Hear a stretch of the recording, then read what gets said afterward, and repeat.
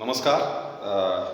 या भागात आपण दोन व्हेक्टर्सचा क्रॉस प्रॉडक्ट केव्हा घेतो हे आपण बघू. मागच्या लेक्चरमध्ये आपण बघितलं होतं की दोन व्हेक्टरचा डॉट प्रॉडक्ट आपण घेतला होता आणि त्यावेळेस आपण वर्क काढलं होतं. वर्क ही स्केलर क्वांटिटी आहे. दोन व्हेक्टरचा डॉट प्रॉडक्ट घेतल्यानंतर आलेलं आन्सर हे सुद्धा स्कॅलर होतं. तिथं फॉर्म्युला होता F S cos of theta. तर फोर्स आणि डिस्प्लेसमेंट किंवा फोर्स आणि कव्हर केलेलं डिस्टन्स याच्यामधला जो अँगल आहे तर त्याचा कॉस घेऊन आपण magnitude of force multiplied by magnitude of displacement into cos of angle between force and displacement असं करून त्याचं स्कॅलर उत्तर काढलं.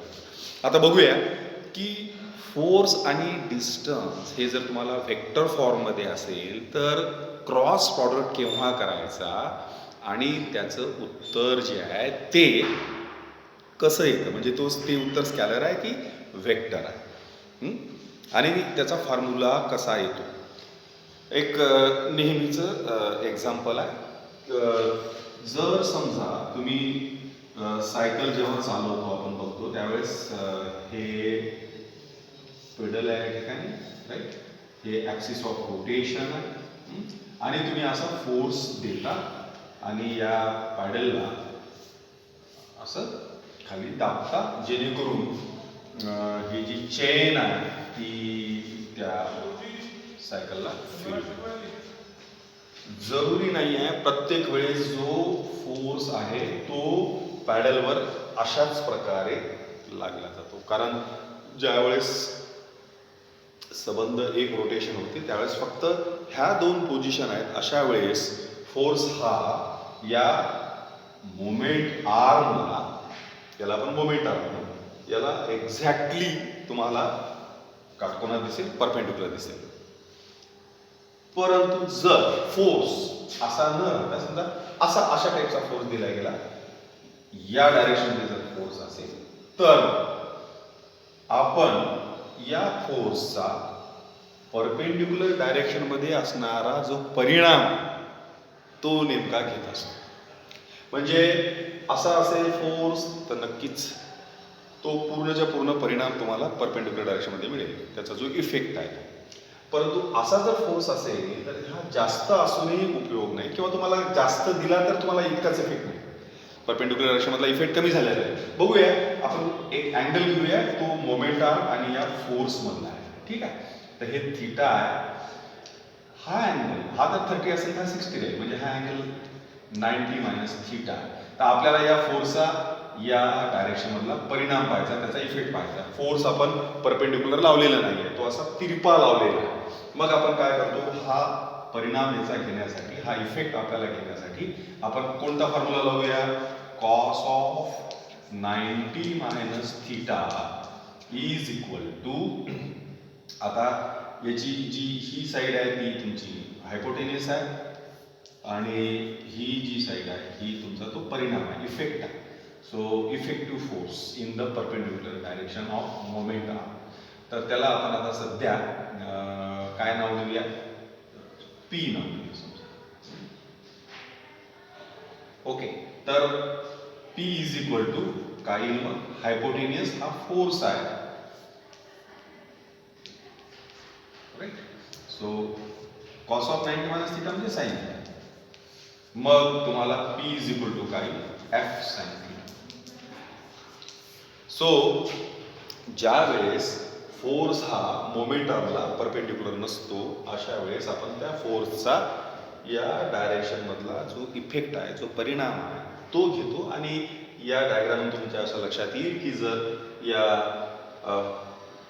Line of action of force या पॉईंटवरचा आणि हा जो मोमेंट आर्म आहे याच्यामध्ये हा जर अँगल थिटा असेल तर हा अँगल 90 मायनस थिटा आपण घेऊया.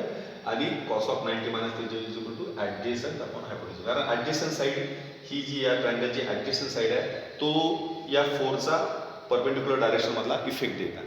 ठीक आहे. तर आपल्याला मिळालं P is equal to F sine theta. तर आपल्याला हा एफ साइन थिटा मिळाला. ठीक आहे. आणि हे झालं तुमचं मोमेंट आर्म, हे समजा एल. ओके. म्हणजे फोर्स जरी एफ असला तरी या दिशेने तुम्हाला पी जे आपण लिहिलं तो जो आहे तो एफ साइन ऑफ थिटा. आणि मग आपल्याला तो टॉर्क किंवा मुवमेंट ऑफ ऑफ फोर्स मिळेल तो मिळेल F sine of theta multiply L. म्हणजे तुम्हाला ही F L sine of theta, right. म्हणजे मोमेंट आर्मची लांबी. फोर्स जर तुम्हाला व्हेक्टरच्या फॉर्ममध्ये दिलेला असेल तर you have to take the magnitude of that. जर तुम्हाला लेंथ ही जर त्या डायरेक्शनचे दिले असेल तर त्याचाही तुम्हाला मॅग्निट्यूड घ्यावा लागेल आणि दोघांमधला जो अँगल आहे त्याचा साईन तुम्हाला घ्यावा लागेल आणि येणारा जो ॲन्सर आहे ते एक व्हेक्टर आहे. So the torque is the vector quantity, moment arm is the vector quantity, right. तर याला जी काही डायरेक्शन असेल ती तुम्हाला या राईट हँड रूल या ठिकाणी देता येईल. म्हणजे हा जर असा जर फिरत असेल क्लॉकवाईज तर डायरेक्शन ही मध्ये असते. So that is the direction of the result of this two व्हेक्टर्सचा प्रोडक्ट जो आहे त्याला त्याचं जे आन्सर आलेलं आहे ते एक व्हेक्टर आलेलं आहे. तर हा झाला एक परिणाम. असाच तुम्हाला दार बंद करताना किंवा उघडताना तोही लक्षात येईल. आपण कधीच त्या दाराच्या या दिशेने कधी फोर्स लावत नाही. दार जर आपल्याला असं जर उघडायचं असेल तर we have to apply the force like this, जो त्याला नेहमी परपेंडिक्युलर राहील. असा लावला तर तो फिरणारच नाही. हे ॲक्सिस ऑफ रोटेशन आहे. असा लावला तर तो कसा फिरेल? तुम्हाला तो असा लावा लागेल. पण जर तो नसेल 90, तो जर वेगळ्या डायरेक्शनमध्ये असेल तर मग तुम्हाला दोघांमधला अँगलचा साइन ऑफ थीटा, फोर्सचं मॅग्निट्यूड आणि ॲक्सिस ऑफ रोटेशनपासून पॉईंट ऑफ ॲक्शन फोर्स यामधलं जे डिस्टन्स आहे ते त्याचा मॅग्निट्यूड घ्यावा लागेल आणि sine of angle of between the force आणि ते डिस्टन्स. तर हे झालं व्हेक्टर प्रॉडक्ट, जे तुम्हाला थोडक्यात सांगता येईल की दोन व्हेक्टरचा जो क्रॉस प्रॉडक्ट आहे त्याचा जो रिझल्ट आहे तेही एक व्हेक्टरच आहे. शिवाय तुम्हाला हे लक्षात येईल की याच्यामध्ये जो फॉर्म्युला जो आहे तो एफ इंटू डिस्टन्स किंवा जो moment of length into sine of theta. Thank you.